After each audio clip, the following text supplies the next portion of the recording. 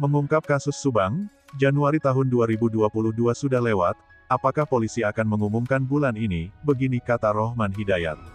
Namun sebelum kita bahas mohon dukung channel ini, dengan cara tekan tombol like dan subscribe, biar kami lebih semangat menyajikan berita-berita terupdate. Kalau sudah mari kita lanjut.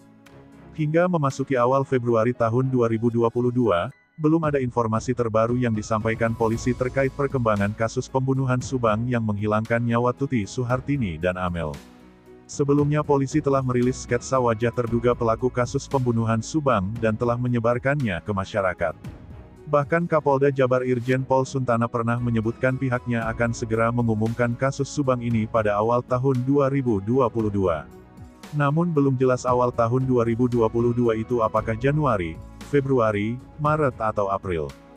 Kuasa hukum Yosef dan Yoris, Rohman Hidayat pun menuturkan sampai saat ini pihak keluarga belum mendapat informasi mengenai perkembangan baru masalah kasus pembunuhan Subang ini dari pihak Polda Jawa Barat.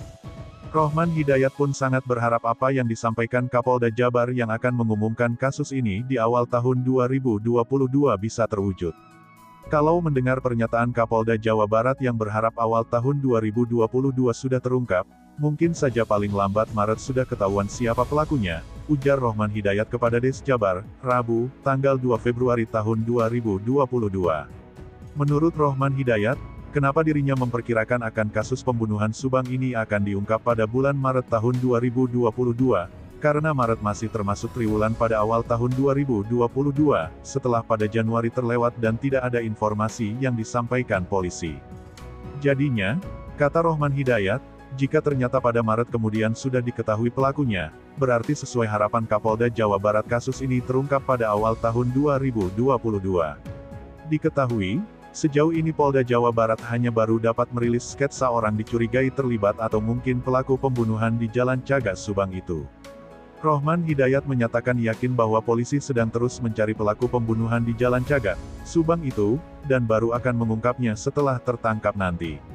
Sementara itu pakar hukum yang juga Direktur Pascasarjana Sekolah Tinggi Hukum Galunggung, Dr. Hayan Suryana SHMH mengatakan berdasarkan analisanya, pihak kepolisian kesulitan mengungkap pelaku kasus pembunuh ibu dan anak di Subang.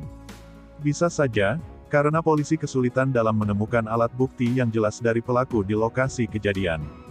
Alat bukti apa yang kemungkinan belum ditemukan oleh polisi?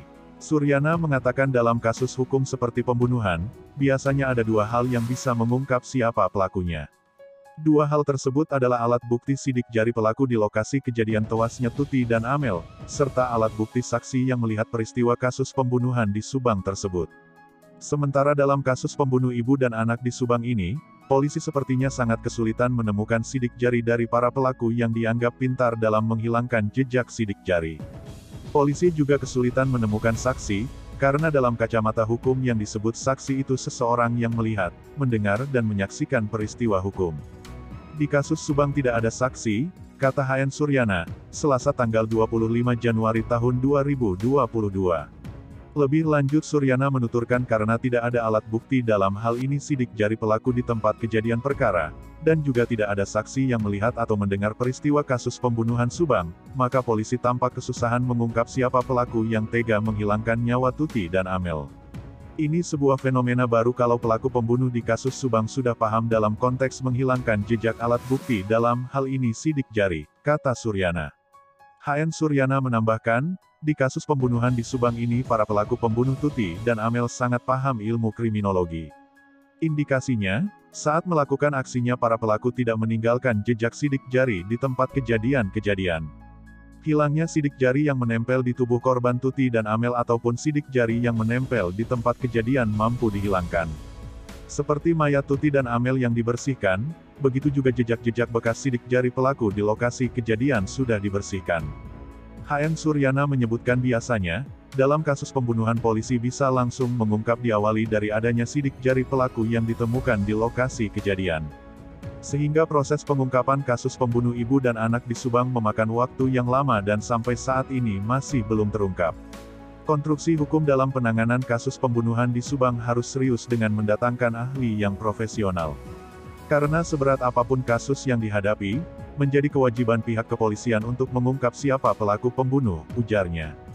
Meski polisi tampak kesusahan mengungkap kasus pembunuhan Subang ini, Suryana tetap merasa optimistis dengan pengalaman yang dimiliki polisi dan juga teknologi yang ada. Polisi bisa mengungkap siapa pelaku pembunuh ibu dan anak di Subang. Hanya saja butuh waktu yang panjang untuk bisa mengungkap pelaku pembunuh Tuti dan Amel tersebut karena jejak sidik jari pelaku di tempat kejadian perkara sulit ditemukan. Nah, gimana menurut kalian? Terima kasih telah menyimak video kami. Nantikan video-video terbaru selanjutnya hanya di channel UP Info.